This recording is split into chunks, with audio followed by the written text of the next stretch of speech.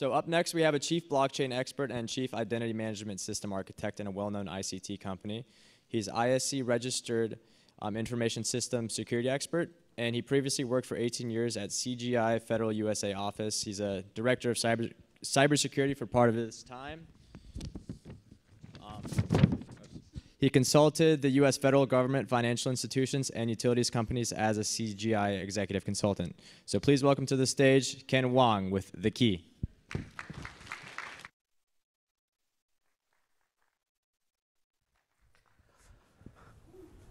Good afternoon, everyone. How are you? It's still, we have so many people, so it's really, really good. Like Sarah said, it's really the true lover for the crypto economy, so congratulations. Okay, let me get the point. It's just like this. Let's see. It works or no? Okay, I think this is how it works. Just a little bit of my self-introduction. I'm Ken Wang. Previously, I worked for Huawei. It's the ICT company as a blockchain architect. Some of you may know I frequently speak at a conference in China, but recently I started also speaking in US. I was presenting at the WCEF and Blockchain Connect. My project, this is I'm advising. So the reason why I left Huawei, it's a great company. It's really, I really have 2 years at Huawei. It's the most rewarding experience I had, actually. Really was a mixed feeling I left the company. The main reason is really I'm thinking my contribution to the blockchain world will be a little bit bigger if I just moving out to the outside of the bigger company, although it's a great company. So I'm also asking, what should I do actually, right? So I coming from CGI, like Alex said, CGI is a consulting firm. So I think my best position here is really consult on various projects, is help those projects start. And so the key project is one of the best projects I get started. So now let's just start with the key project. Let's say identity project. So first, I think in this presentation, I will just simply ask two why. Why we need identity project, why we need a token, and then how we do it. And then maybe if we still have time, I will leave a few minutes for the question. So as you all know, the traditional identity has lots of problems, right? The first one is it's fragmented. Your identity is in Facebook, or in WeChat, in Alibaba, in Taobao. It's their data, it's not your data. Like Sarah just mentioned, they get the data, they can make profit from your data, you cannot. So it's fragmented, but it's also centric. It's centric for the hacker. The hacker always can go to a centralized database like Equifax. Last year, everyone knows, right? Equifax, 200 million user data get lost. A few years ago, 400 million user data get lost at Yahoo. So it's centralized for the hacker and decentralized or fragmented for the user. So it's kind of the equation, it's not good for us, right? So we have to flip it. So there is a movement of so-called self-sovereign identity. And there are lots of companies, startups doing this. Notably, maybe some of you know Civic, right? Uport, Evening, Showcard, there are a lot. At least 22 I counted. Just in US. Worldwide, I think it's about 100. So why there's so many projects, we still want to do our project. I will tell you why, right? But now let's say the second problem. It's really related to the control. We don't have a control. If they sell the data you basically, the reason why you kind of using their free service, it's you basically give up your data. You don't have control, right? So this is also the movement behind what the Civic or Uport is doing. And also, I think in the previous presentation, some people also talk about the password. Currently, most systems still use password. I think when Obama was the president, he has one of the initiatives called No Password, right? It's trying to get rid of the password. And there's some initiative like FIDO, FIDO, Fast Identity Online. But that's not really taken off. We still need lots of websites still using the password. So blockchain, potentially, it's based on the PKI, public-private key infrastructure, right? So it potentially can get rid of password, of course, using some additional technology. And then identity proofing, verification or proving is hard. It's really costs a lot of money. You basically, the banking or the insurance companies, they have to do KYC, know your customer, right? And each company has to do it, and it costs, on average, worldwide is $100. And there's also lots of process, manual process, paperwork involved. So this is also an opportunity for the innovation. And finally, the identity, once it's created, if you are in the enterprise, like the identity is in the AD, Microsoft Active Directory, or some LDAP server. And the attributes, once it's defined, it's static. If you need to change it, you have to go through the whole slew of change management process, get it to the meetings, maybe eventually you will get changed. But usually the system administrator says, no, you cannot extend my schema, right? The AD schema. So it's really rigid in terms of really hard to add additional or modify some attributes. So smart contract really present some opportunity to change it. And with all these 5, there is still one most important fact. As you know, currently the blockchain still, there's no real killer app yet, right? Bitcoin, maybe it's a real value at this point, is a preservation of the value maybe. Ethereum is ICO. Maybe Neo can change that, right? With the identity. So, because there's a missing link, because if you really look at the blockchain, it's a virtual system. It's a virtual from A to B. If I send the Bitcoin from A to B, I don't need the bank. I don't need the intermediary. But it's the virtual in the world.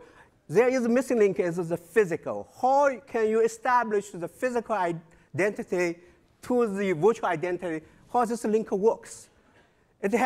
So if this link exists, then we have a kind of closed-loop economy system. Then our crypto economy will really work.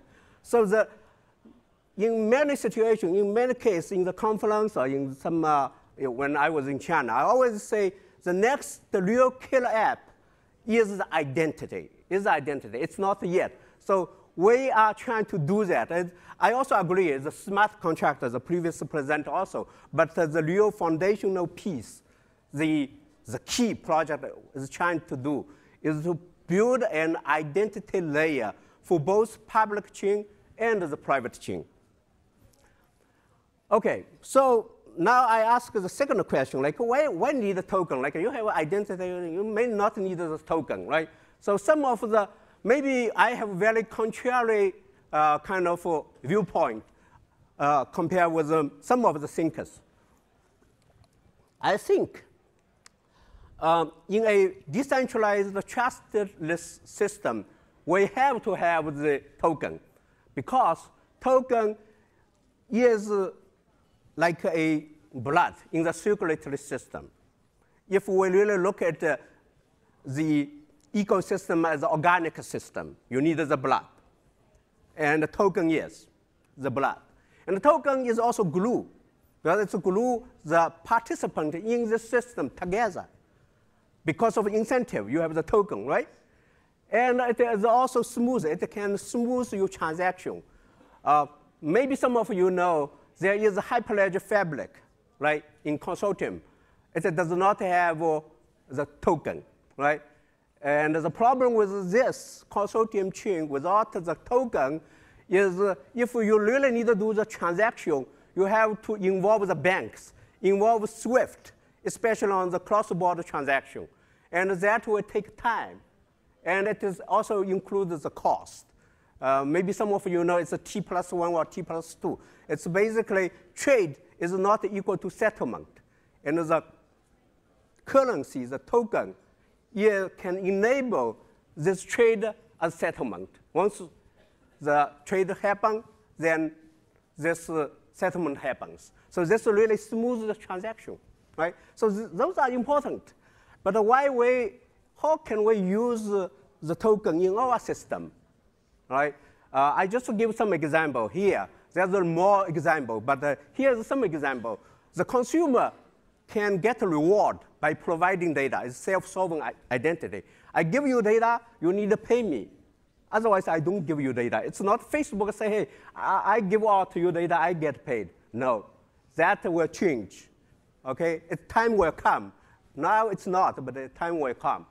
And also, they can buy some service from service provider, or some maybe Amazon, traditional or new like open bazaar, right? If they need to use your identity, they have to pay you.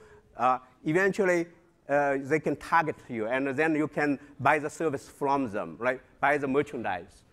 And then there's the identity provider. The identity provider validates your data, right? So they need to get paid. And of course, service provider has to pay for that, right? Because they have sell you the merchandise or provide the service, they get earned money, right? So how actually the key project is different, and how we do it, right? So we also believe the self-solving identity, like happened in Civic, in Newport, in Secure Key, on those projects. That's the way we also believe. In addition, we based on the social insurance data, which is a national big data database, because we truly believe that identity itself, it has to be somehow backed by the government. Like if you go to the library, you can just use the library card, no problem. But instead, if you board the airplane, you say, hey, this is my library card. What will happen, right? You know. So it has to be backed by the government. So the use case is that in the first generation of the key product is on the social insurance, in the health insurance. So you go to doctor office, you're using the key APP first generation, you get the treatment, and all the reimbursement of the claim is automatic without the paperwork, right? So, but this identity, they based on the face recognition or fingerprinting, there's API already published in GitHub. People can check out, right? So this is also little data that may be different from the other approach. And also, we think in certain cases it has to be dynamic.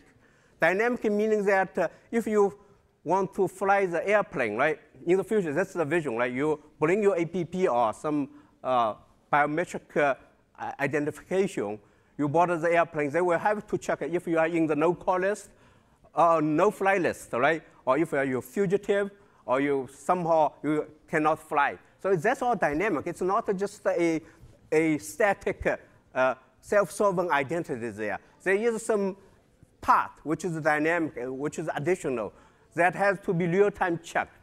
So it's also multiple dimensional. It's just not one use case. It has to cover different use case, right? And there is the real-world use case, like 210 million users use this APP currently on the first generation. Now we're moving this to the blockchain. And it has to be privacy preserving, meaning that the data on the identity provider side, in our first case, it's the government data. There's a very strict regulation You cannot download the data to the blockchain. People say, hey, we put this in the decentralized data, IPFS. We cannot do that, right? So it has. So how do you do this? We just generate a proof. We can using zero knowledge proof or other proof of your identity verification result. And that proof will be a Merkle proof, a hash, a root of your different attributes. And it will be stored on the blockchain. And you cannot, from this Merkle proof, deduct or go back to your original data. So this is how we deal with the privacy preserving. Do I still have, oh yeah, I still have 1 minute, 59 seconds. I'll answer some question. So one thing is I will not answer any question on the ICOs because I'm not in charge of this. I'm only advice on the technical direction. Well, I'm the advisor. So any question about the ICO, the price, I don't know. Anything about the direction of the project, what we will be doing, you can ask. Okay, now, please ask me some questions. Seems, yeah, there's one question there. I was wondering if you can speak a little bit about birth certificates and death certificates and how SSID will tie into this. So the question is birth certificate and the death certificate. How our project is associated with that, right? So that's the dynamic piece. That's really important. I think he asked a very good question. Like if you don't have a dynamic piece, once you have the identity, it's forever. Like it's static data. You have to somehow put a timestamp on the identity data. Say this valid for maybe few months or for a year. Really depends on the use case. And once it's expired in the timestamp, you have to check again. So for the birth certificate and the death certificate, maybe what you can do is you can say every year. Okay, I just quote a number. Right? Every year you have to check if you're still alive. And then after 1 year, this Merkle proof, this timestamp, it's expired. It has to go to the source again to check. So that should be solving this problem. So it's the dynamic piece we are talking about. Maybe we have, oh, that's good. We still have some 3 questions.